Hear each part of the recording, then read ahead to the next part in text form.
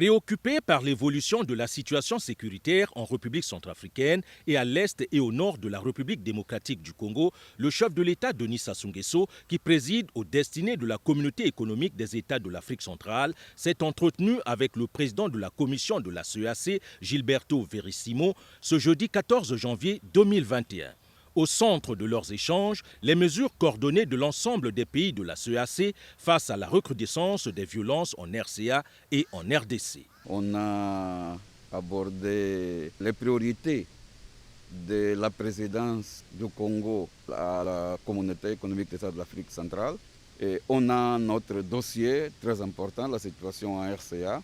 J'ai reçu les instructions sur les mesures coordonnées que la région doit donner à cette affaire de la République centrafricaine.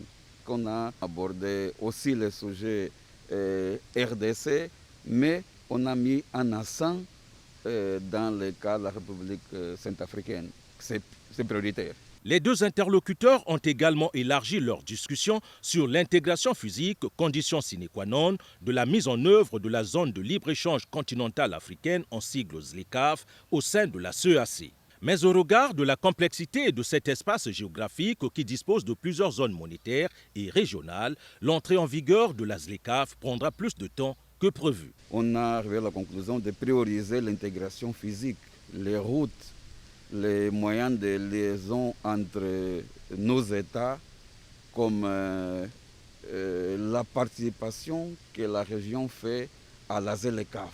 On a cette difficulté. On a des États qui appartiennent à autres communautés économiques régionales.